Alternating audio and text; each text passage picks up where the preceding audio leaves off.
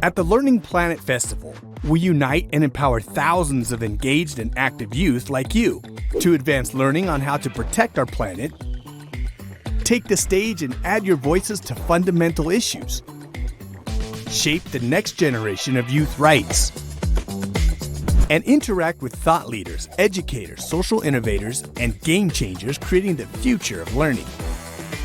Because coming together and learning to take care of oneself, others, and the planet is how we power up to shape and own our future.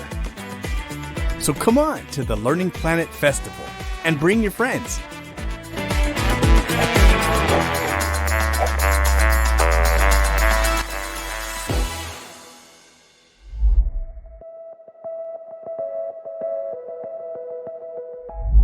Okay, so hi everyone, I'm Lee Tong. I'm a freshman at UC Berkeley this year, and I'm joined by two students from the San Francisco Bay Area to talk about academic stress in the Bay Area. I'll have them introduce themselves once they get a chance to speak during our presentation. So today we're discussing Bay Area academic stress. Let's dive straight into it. First off, with an overview of what the Bay Area is.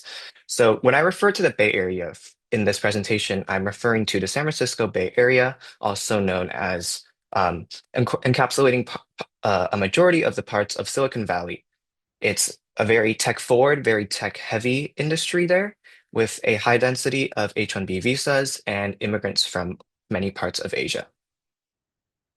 So the issue of academic stress in the Bay Area, according to the Washington Post, over the course of 9 months in 2009 and 2010, 6 Palo Alto teenagers committed suicide. The CDC actually highlighted this as a mental health epidemic and as a concerning amount of suicide clusters. Stanford University also participated in a study with the CDC to do more research, and we will see the results later on. The teen suicide rate in Palo Alto is 4 times as high as the national average in the US, and 12% of Palo Alto high school students surveyed in the 2013-14 school year reported having seriously contemplated suicide in the past year. So to understand why these students are feeling burnt out, why they're feeling stressed and even pushing themselves to take their own lives, we need to understand what the academic environment is like at these schools that these students are in. So first off, I want to take from ABC News, which was this was a 2020 bit of research that they did on just how good schools in the San Francisco Bay Area are. So I have the excerpt up here, but to summarize, the superintendent from the San Francisco Unified School District, or the Fremont Unified School District, says that these public schools in the Bay Area are oftentimes so much better than the neighboring schools that parents will spoof their addresses, or they'll put their kids as living with their grandparents who happen to live in the area, or their aunts and uncles, just so that they can get a chance to claim residency and that they can attend schools like Fremont High School, Lindbergh High School, Monte Vista High School, and other high schools in the Bay Area. It was so bad to the point where inspectors like John Lozano had to go door to door to check each and every one of these students' addresses. And not only did he knock on the door and go, "Hey, does this student live here?" He would go in, and quite frankly, it was almost an invasion of privacy. He would have to go into the students' bedrooms to ensure that they really did live there, that there really was evidence that these kids did homework here and, slept here every day and actually legally were allowed to go to these schools.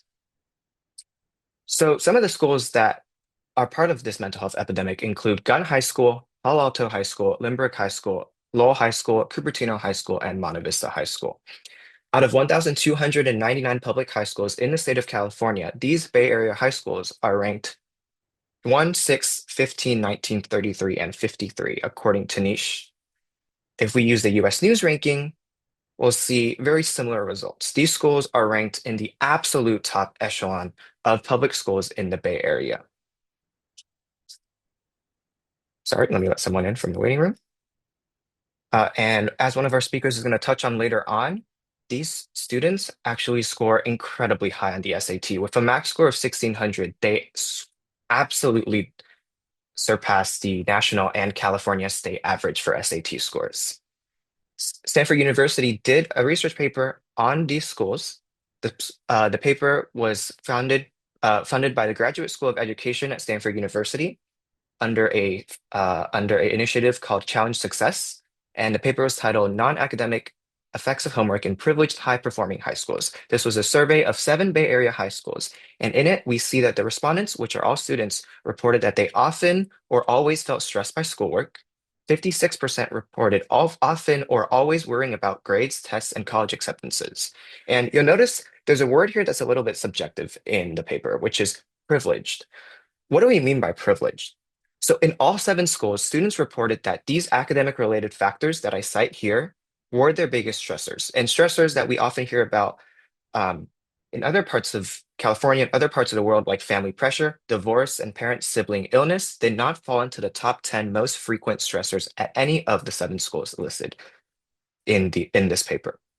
So these are high performing, privileged students with high UC admit rates, with high university admit rates, and yet we're seeing that there is a mental health epidemic that is insidiously brewing within them.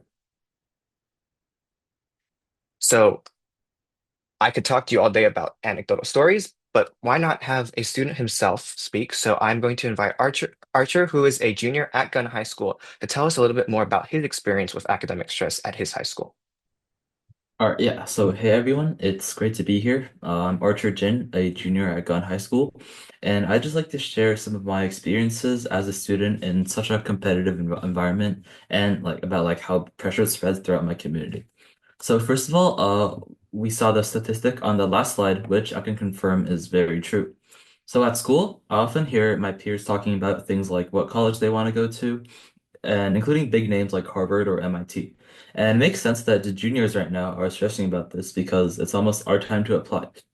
But sometimes I even hear like freshmen or sophomores talking about this, which I think is totally unnecessary. And additionally, being so close to top schools like Stanford and Berkeley, lots of people just feel like more pressure to get into these schools just because of how close they are. And of course, I'm also affected by this environment, same with most of my friends. And at such a competitive school, everyone wants to get into a good college and get good grades. And several of my friends are taking or they have taken classes at our local community college, and some also self-study AP classes. I've also heard of many people sleep very late at like 1, 2, or 3 a.m. because of this. And now, speaking of grades, cheating is not a really big problem at our school, but there's lots of other ways people try to get the best score they can on their tests. And the most common one would be like asking other periods about test content. Like people say, "Hey, what was the hardest question?" or "Was this topic on the test?" And other things include like study groups where people just share notes with each other because everyone just wants to do really well in school. And I've also seen lots of times, like after a test, people are comparing answers, and some people also look really sad or stressed after they find out that they got a question wrong or something like that. And these don't seem like that much, but they're also an outcome of the intense pressure that everybody feels at our school. And next is about how this pressure spreads throughout our community. So I was actually a private school student before I started high school at Gunn, and there my academic performance and grades were definitely a lot below average. I think my GPA was like a 3.4 or something like that. However, when I came to Gunn, the environment and the people around me really changed. And like the teachers wouldn't really care if you didn't do an assignment, and you're basically on your own. And another thing is that I started taking harder classes because, first of all, most of my friends were doing so, and I was just trying to challenge myself as well. And the people around me were all trying their best in class and always studying for tests and like doing homework whenever they could. And of course, I didn't want to feel left out, so I guess I had to do what everybody else was doing. Coming to such a competitive public school was actually a really good choice for me because I developed more independent study habits that would probably help me for the rest of my life. And another thing that adds to this pressure spreading is the demographics at my school. So, according to US News, Glen High School has about a 50% Asian population, which sounds about right. You probably know that education is highly valued in Asian culture, and everyone's parents would push them to do well. And especially in harder classes like honors or AP, you get the feeling that everyone is trying to succeed, and you'd probably just fall behind if you didn't have the same work ethic as them. And this would just spread the pressure around the school even more because everybody is like competitive and wants to do better than everybody else. And I remember last Thanksgiving break, I spent about 4 hours a day studying for my physics final in order to get an A. It was tiring, but I felt that it was also pretty necessary because I didn't want to be doing worse than others. And during stressful times like finals week, of course, I need to study a lot in order to do well, but still, my top priority would be to get good sleep. Like if I'm tired and I end up doing bad on a final, which I think is highly likely, I'd probably just be more stressed out about how it's going to turn out. So yeah, I definitely say I'm one of the competitive ones at my school, but I also try my best to not let the stress affect me too much, mostly mentally. And the way I like try to counter this is to find myself time to relax while balancing my schoolwork and my other activities. For me, the best way is to make time for myself to do the things I like, whether it's art or just playing games. And I'd say especially art, I think it's a great way for me to relax and have time for myself while not really being stressed about academics. And I spend about 10 hours on this a week, which gives me a break from everything else I need to worry about. And I think doing this is something that allows me to lower my stress while also being able to boost my application at the same time. And another thing I do is to just regularly take walks in my neighborhood when I have like a long study session or something like that, or when I'm just doing a lot of homework or cramming for a test, because this just helps me relax as well, and I could be alone for a few minutes and just like chill. And at the end, I'd say that pressure is definitely really important for people to succeed, which is true in my case too, because it really helped me transition from a small private school to a big public school. But of course, too much of it is not good as well, as you guys might have heard about the unfortunate events that happened at my school. And success is different for everyone, and I think comparing yourself to others is one of the biggest mistakes people can make in high school and in like I think in the future as well.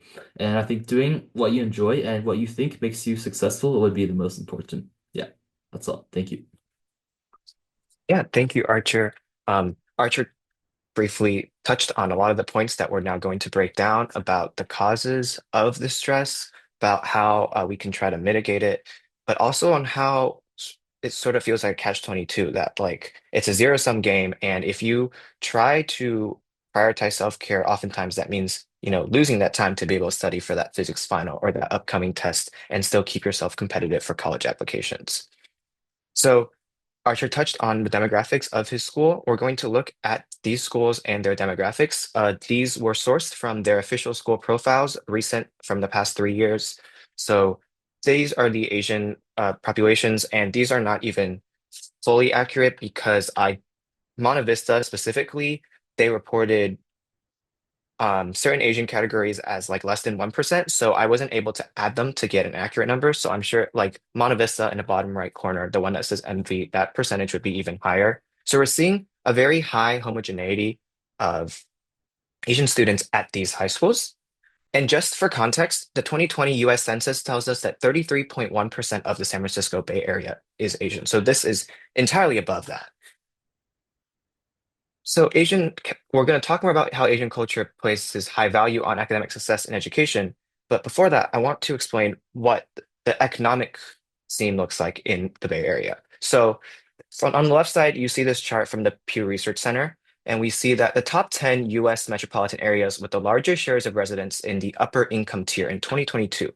The top two are the San Jose, Sunnyvale, Santa Clara, which is the south of the Bay Area, and then the San Francisco, Oakland, Hayward area, which is the northern side of the San Francisco Bay Area. And we're seeing 82% and 77% respectively for these two areas of residents in the upper income tier and middle income tier combined.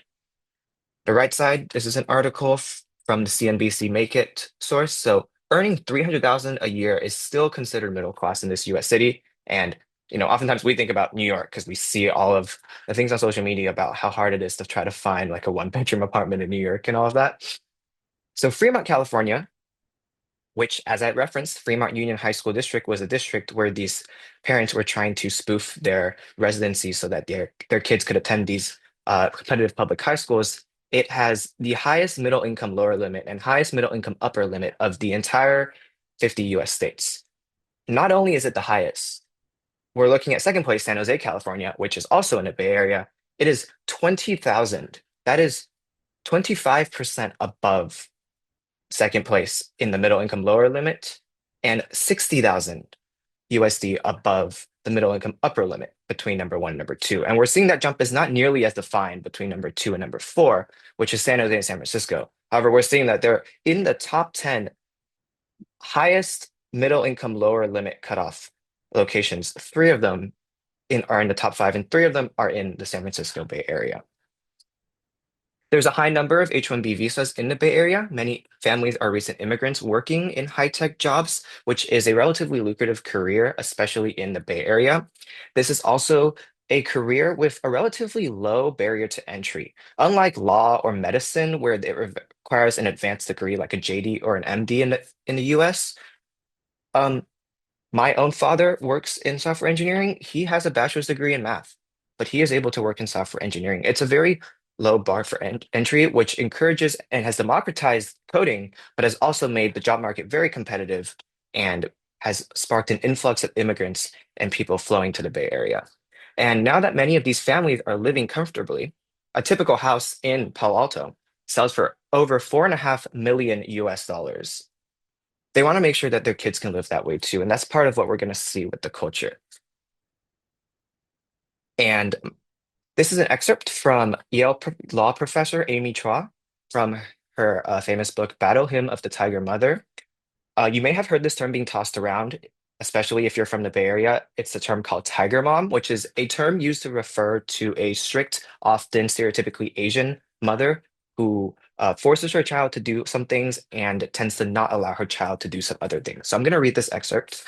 Here are some things my daughters, Sophia and Louisa, were never allowed to do: attend a sleepover, have a play date, be in a school play, complain about not being in a school play, watch TV or play computer games, choose their own extracurricular activities, get any grades less than an A, not be the number one student in every subject except gym and drama, play any instrument other than the piano or violin, and not play the piano or violin. And for context, the reason this Tiger Mom parenting strategy was so popularized was because Sophia and Louisa ended up attending Harvard and Yale. This went under a lot of fire. Amy Chua has been accused of child abuse, and it's something that this is obviously a very extreme case. I don't think most parents in the Bay Area are this strict. However, there are definitely some truths. I think many of my Asian peers, when I was in high school, they were definitely not pleased with any grade less than an A. They oftentimes weren't as involved with their own extracurricular activities, especially on the athletic scene. And I play piano, and I think many of my peers play either piano or violin, if not both. And like we see from Chua's excerpt, she expects her kids to be the number one student in every subject except gym and drama. If everybody is fighting to be the number one student in every class, you can imagine the competition that breeds in the Bay Area. And that's one of the three root causes of this academic competition and academic stress in the San Francisco Bay Area. Parental pressure. Parental pressure. No, when these kids are less than 18, their parents are legally responsible for them. They live with their parents. And so we see that their parents have a big influence on how they live their life. But that's not the only cause of the problem. We're also seeing, like Archer mentioned, peer pressure. These students see other people studying for 4 hours, or they're taking 5, 6, 7 AP exams or AP courses, and they feel the same pressure. If everyone around you is taking, 5 honors or AP high-level classes, if they're all trying to overwork themselves with extracurricular activities, you tend to get swept up in it.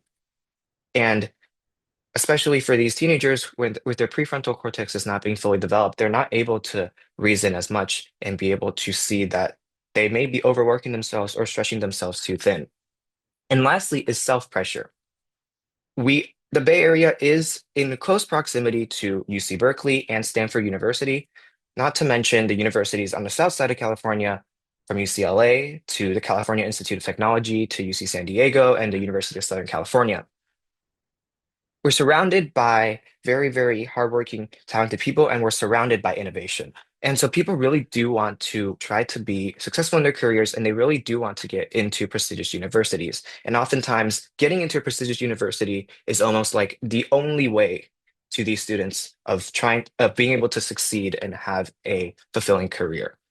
And since colleges claim that they evaluate students in the context of their individual high schools, then by definition, if these students want to get into these prestigious universities, they almost certainly have to be the best.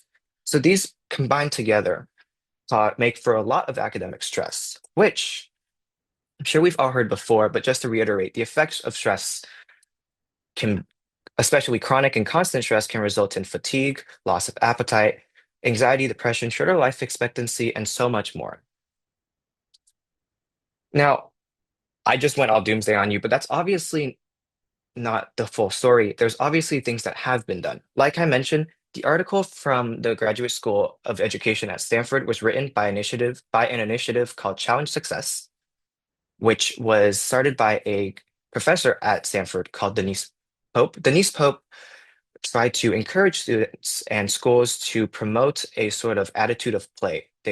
Any school that Challenge Success partnered with was encouraged to adjust their schedules to provide time within the school day to take a break, authentic time for recess. Yes, even recess in high school, a time for high schoolers to just have unstructured relaxation time built into the school. But what we're seeing is that the schools that I mentioned, like Lowell High School in San Francisco and Lynbrook High School, that you see in the red boxes here, and then in the top pink box, you see these are past school programs. These schools, at least according to this map on the Challenge Success's own website, they no longer participate with Challenge Success. So they're now no longer bound to the expectations that Challenge Success has asked them to hold for in terms of their student schedules or student workloads. I know my high school at one point had partnered with Challenge Success, and some of the things that we do still shows influence from them. For instance, we only allowed an hour of homework max per day of classes. Teachers were not allowed to assign homework over extended breaks like Christmas and Thanksgiving. But once Challenge Success leaves the picture, there's obviously a chance for students or for schools to fall back, and there's always a chance for teachers to try to find loopholes. Additionally, if you try Googling Bay Area mental health, or not even Googling, on any preferred search engine, if you search up Bay Area academic competition, Bay Area academic stress, anything related to those terms, you won't find anything recent. I tried this a few days ago. The most recent thing I got was, I think, from last year or 2 years ago, and it was from a high school, so it wasn't necessarily a reputable source.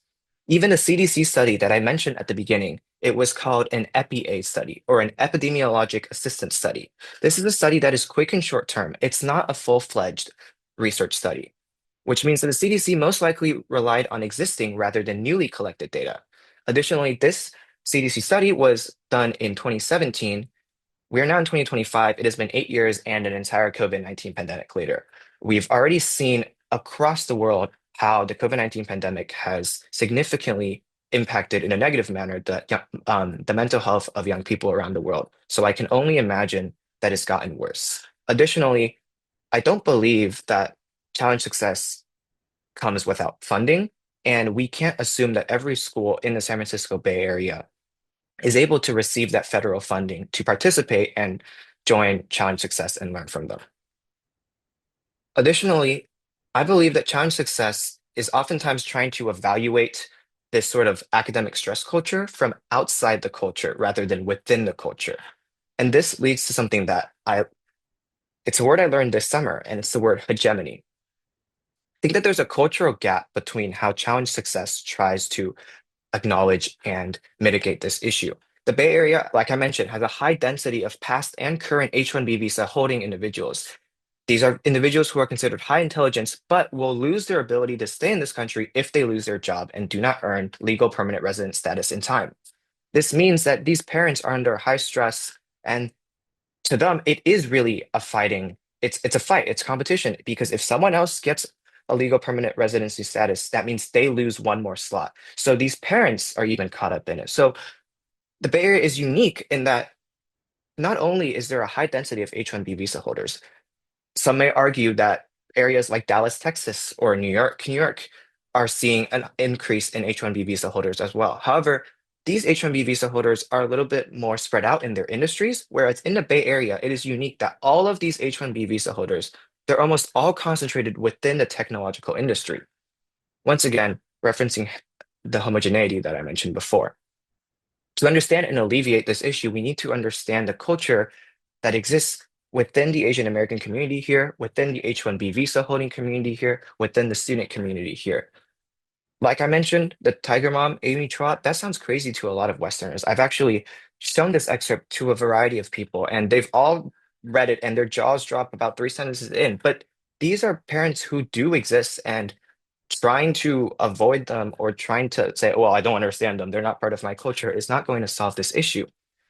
And that leads to this ultimate question of bridging the cultural gap. How do we try to break through these cultural barriers and look for solutions within the culture instead of rejecting the culture?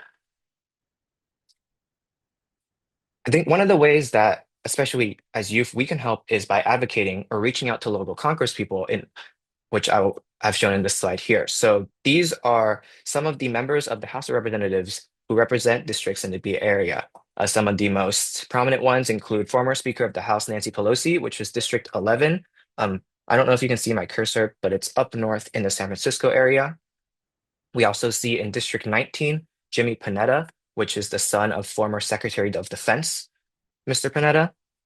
All of these houses, representatives of the House, they have their own websites, and I would encourage any youth or anybody who is trying to advocate to reach out to them and bring this issue up to them. Additionally, I encourage you to speak to any students that you know from the Bay Area, to these parents, and listen to their stories and amplify them.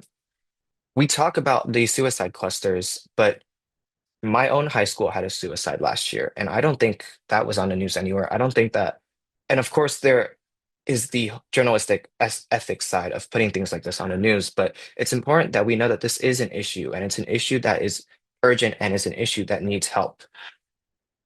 I encourage you to try to understand the culture. Like I said, not to reject the culture, but to try to understand where these parents are coming from and why they feel the necessity for their students to have to be number one in the class or to have to get into Stanford or Harvard to be successful.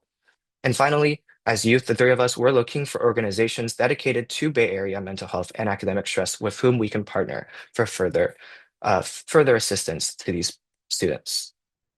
So with that, my part of the presentation is over. I'm going to invite Callie to take a little bit more of a deep dive into one specific case study, as she is a student at Lynbrook High School.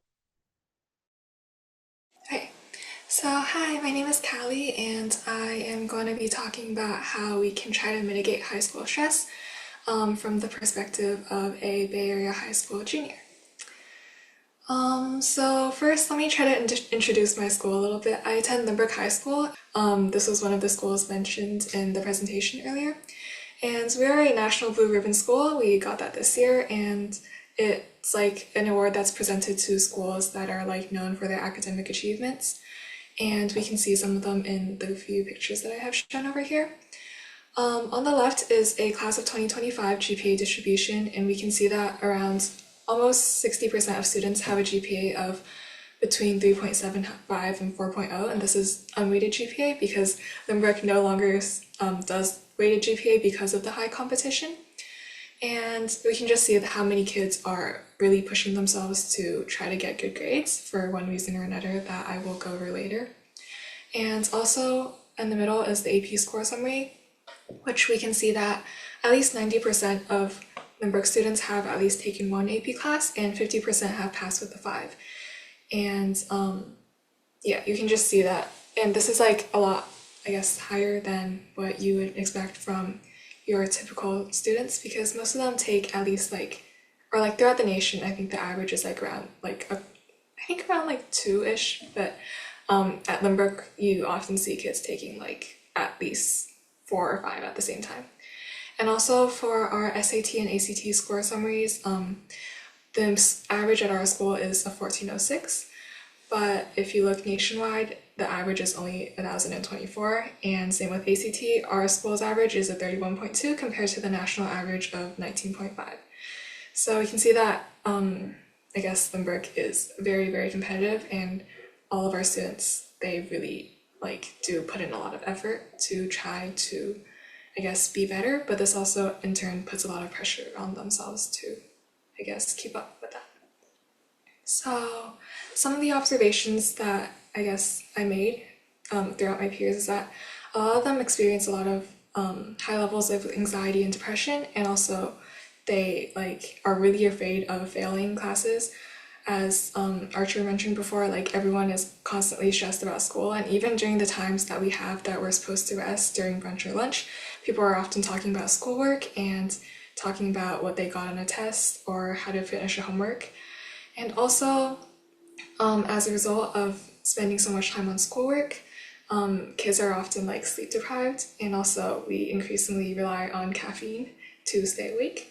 And also socially, because our parents put so much pressure on us to do well, there's a lot of like tension with our relationships, and also we have a lot less time for meaningful connections, and this leads to more mental health issues that you can't really know, or that you won't really know about if you live outside of this area, because again, there's no way for people to know. But I guess some of them that I guess is that in the past, like I think from the beginning of the school year to now, Monte Vista High School has received 2 shooting threats from its own students already.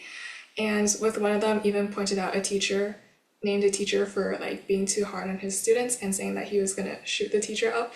And just stuff like this really goes to show like, I guess, the mental health of students around this area. And while that is an extreme case, you do see people joking around often about, I guess, wanting to die or just shoot people up because it'll help them relieve the stress.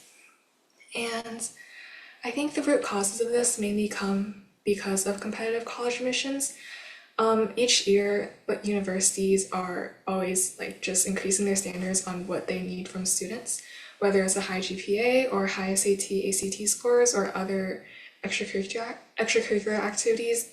Each year, their standards get higher. So students also have to push themselves to try to meet those increasing standards. And as we mentioned before, this is also very large due to the community over here in the Bay Area. And at least at Lynbrook, we have over 80% of our student population is Asian. And a lot of Asians, parents expect their kids to excel academically to meet their own standards. And a lot of these own standards come from the fact that these parents themselves had to work hard to come to the Bay Area. Because say, for example, in China, the parents had to go through the Gaokao process. So they had to work 12 years, or they had to prepare for one, I guess, test for 12 years. And that test essentially decided their life, which is why they care so much about academics and why they put this pressure on their students again. And again, as we mentioned before, there's also a lot of peer pressure, because when you see everyone around you trying to do their best at school, you also feel pressured to do that too. And also, more importantly, like you see a lot of this on social media as well. There are, I guess, accounts or I guess content creators who solely focus on college admissions, and they post profiles of what they would consider to be successful students who got into good colleges, and they show you I guess what they did in their academic achievements, and you often compare yourselves to them and see I guess that you're worse than them, and which I guess further pressures you to do better. And just a lot of these all put a lot of pressure on the students, and that leads to a lot of stress.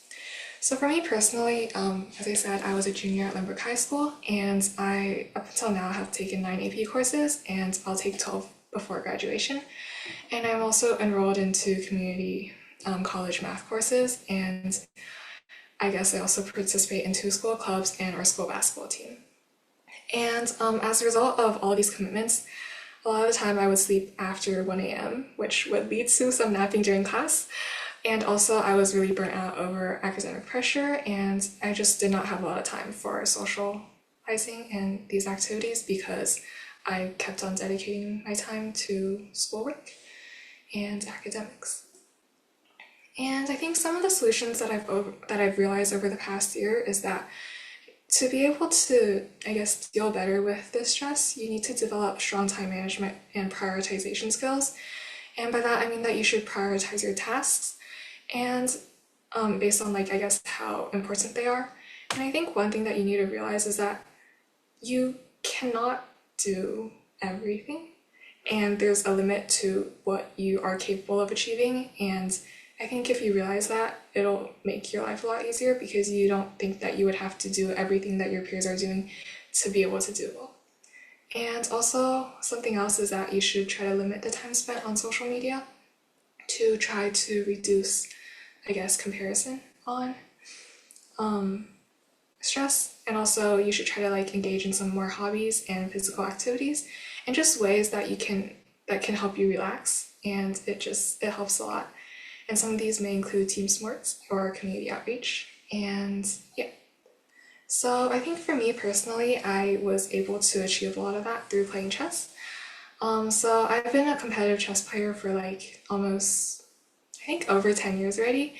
And I think the one thing that chess really helps is that like when you play a game, you spend 3 hours just thinking about one game, and that's just all that you need to worry about. So it makes, I guess it takes away a lot of stress that you have from this, I guess, academic. And although recently, because I've like, as I entered high school, I started playing a lot less tournaments because of all of the academics that I had to do. But I think like when I'm like really stressed, I just sign myself up for a weekend tournament so that at least I have like the weekend to myself and to relax. Because I think I recognize that if I keep on, if I just continue studying with a certain mindset, like my productivity is going to go down anyway. So instead, I just try to play some chess and take time away from studying and just relax. And also, I think one other thing that I found makes me a lot happier is doing community outreach. So on the top right corner is, I guess, an image of me teaching these little girls in secondary school in Kenya. And I think it, like, when you see people who are like interested in the same thing as you are, it's like pretty nice and a really rewarding experience. And I think teaching people just makes it even better because you're trying to essentially teach people to fall in love with the game that you did. And once they get to a certain level, you guys can start playing together, and it's just a lot of fun. And yeah, at the bottom is another tournament that I also directed at. So yeah, I think overall, what I've realized over the past year is that if you want, or okay, because of the culture that we live in, it's really hard to find a solution and fix the people around you because our parents already have a certain mindset, and it's not very easy to change that mindset because of what they grew up with and what they were accustomed to. So instead of trying to change the people around you, I think it's easier if you focus on yourself and try to do things that you know will make you happy and reduce the stress. And yeah, that's it for me. So thank you.